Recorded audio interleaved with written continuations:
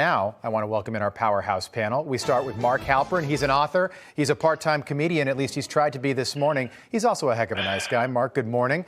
Joining us from St. Louis, from the National Project 21 National Advisory Board, podcast host Christopher Arps, and Wake Up America weekend host Allison Maloney with us as well. Good morning. And Mark, did you get your falafel? Did you find it? Do you have it? I did. Don't reveal yet, Mark. Do not reveal. We have to catch the viewers up. So last hour here on Wake Up America, Mark suddenly left camera. We're on network television. He's got experience, millions of viewers nationwide and worldwide. Mark gets up out of his chair. He's wearing a suit, tie, and a collared shirt from the top up, sweatpants, and slippers like LL Bean, little snuggly bugglies. And he gets up and he says, you know, last night we're talking about inflation. Falafels are more expensive. Mark, take it from there. So my neighborhood falafel place, which I love, used to charge $50 for a falafel ball. Right. And now, Allison suspects they're smaller. I don't think they're smaller. But would you pay $1 for this? Well, $1, that's what they're Is that a moon rock? What is that? That's my leftover falafel. $1 for this thing. Now, they're delicious. I should probably learn how to make them myself. But yeah. I would say this is the Biden surcharge, going from 50 cents to $1. Yeah. I'm no math genius, but to me, that's a 100% price increase. Mm-hmm. You sure that's not a hush puppy? Kind of looks like a hush puppy. It looks like a hush puppy. That's the St. Louis coming out, and yeah, that's a Midwest treat. It's a falafel, and I'm telling you, $1 per falafel, that's not sustainable. All right, let's throw up some graphics. I know we've got some graphics back there in the control room. I hope there's a little falafel graphic in there. We had a falafel graphic made up especially for you, but people are paying a whole lot more for everything right now. You look at the cost to heat your house, fuel. It's up 40%. It's $1 more than it was a year ago to heat your house right there. 23% more, food at the grocery store, fish, meat, burger meat, 13% more almost right there. Not to make this all about me, Rob, but how about for the rest of the day when Newsmax puts that graphic up? What about it just add at the bottom a little icon of a falafel and say up 100%? We can do that. We can do that. We have a lot of technical capability here at Newsmax, so I think our team can put something like that together.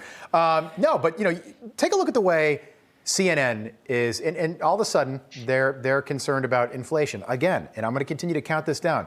We are 270 days from the midterms. So you are going to see they're going to circle the wagons, and all of a sudden inflation is bad. Donald Trump's last day in office, 1.4%. As you wake up this morning, 7.5%. We haven't seen that since Ronald Reagan's first term. That was the Jimmy Carter hangover. Take a listen to how they're depicting this on CNN. Are you guys being clear-eyed enough about what is going on here? Absolutely. I mean, I think the thing to recognize is that our team, at the insistence of the president, is focused on not just the month-to-month ups and downs, but on the underlying trends. And there you have to appreciate the fact that but GDP I'm talking about underlying trends. The trends are not... Well, go ahead. So so that's the point. So all of a sudden, CNN's concerned, like we've been concerned, Mark. We're not concerned about the month-to-month. We're looking more at the century-to-century trends right there. That guy right there, that's Jared Bernstein. He's one of Joe Biden's economic advisors. If he's an economic advisor, we've got 3 more years of Joe Biden. We are in trouble. A lot of trouble. Ooh, we're in trouble. Right here in River City. Yeah. Capital P, and that rhymes with F, and that stands for falafel. Look. The White House is trying to balance talking down the trouble with reassuring people that they get it. But as I said earlier in the program, until they've actually got some new policies that show that not only that they, quote unquote, get it, but that they actually have a plan to fix it, I think you're going to see a lot of skepticism on the part of American people. And it's not just Republicans and independents who are skeptical.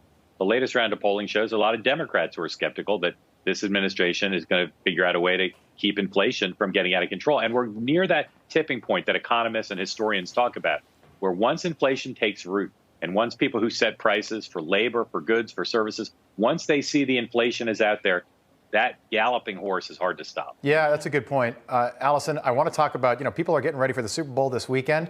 I mean, it's just, you're going to spend so much more at the grocery store, but CNN has a plan, don't they?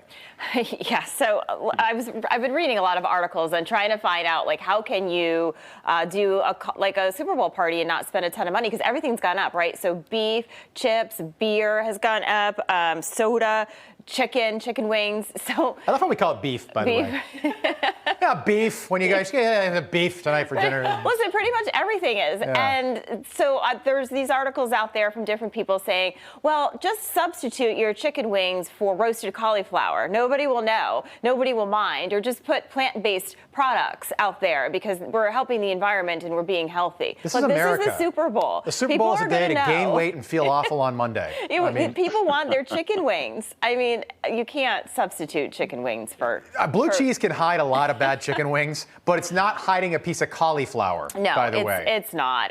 But the reality is that, we talked about it earlier, that it's costing Americans about $276 more a month, to pay for things. And so a lot of people have been cutting back on Super Bowl plans. Like, they still want to have the parties, but maybe they're not having as much food. Everything costs so much more. So everything is being affected by it. Chris, I want to drive this home. You were talking about this earlier. Basically, the Vietnam War, it started with LBJ. I mean, it started with Eisenhower and Kennedy, but really, it got to its worst points under LBJ and Nixon. And what happened was something called, we'd never heard it before, but all of a sudden, the late 60s, early 70s, we hear this term, the credibility gap. And it's basically, it's a precursor to gaslighting. We now hear gaslighting. What the administration is telling you is totally different from what everyday Americans, all of us, are seeing every day in our own lives. Is the credibility gap back? They have no credibility. I mean, you look at the latest polls, they're ranking 10% among independents. You see African Americans, it's 57% approval. I think what the administration is telling us about how they're going to fight inflation by advocating spending trillions of more dollars for the Build Back Better plan doesn't work. And I think the American people will see that. Mark, Joe Biden gave us a clear explanation. At least we have this. This is why inflation is at 7.5%. Take a listen. I think a lot of Americans are wondering what your definition of temporary is. Well, you're being a wise guy with me a little bit, and I understand that's your job.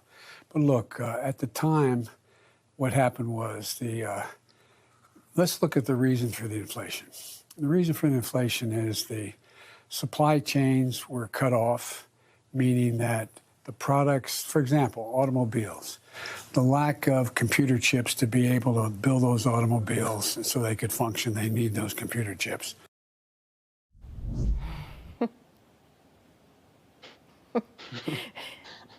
There's no plan. Where's the plan? Where's his plan? The supply chain was cut off when you were president. Yeah. Computer chips and automobiles? What are you talking about? I'm paying so much more for beef. Where's the beef? Where's the beef? Was that a Super Bowl commercial? I don't think it was. Political commercial. The Walter Mondale ad against. That's right. It was a Wendy's. It was a Wendy's commercial. Yeah. That's right. But Walter Mondale. Look, and I think the president's. Oh, go ahead, Mark. Go ahead. Hey, Chris, go ahead.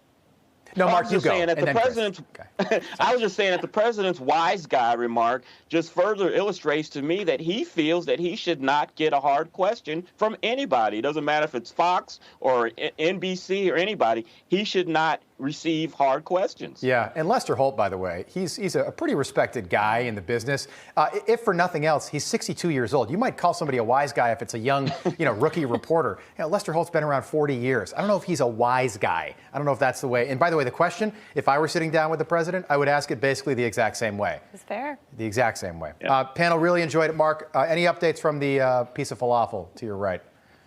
I got 3 left. That's $3 worth of falafel in the Biden economy. I know. That's it. Brush your teeth after because they give you Hey, bad Rob, breath. Yes. As a St. Louisan, I just want you to know that I will not be rooting for the Rams this weekend. I am a big Bengals guy. Yeah. Go Bengals. Joe Burrow. All about it. Me too. All right. We'll see you guys next week. Thanks so much. Appreciate it.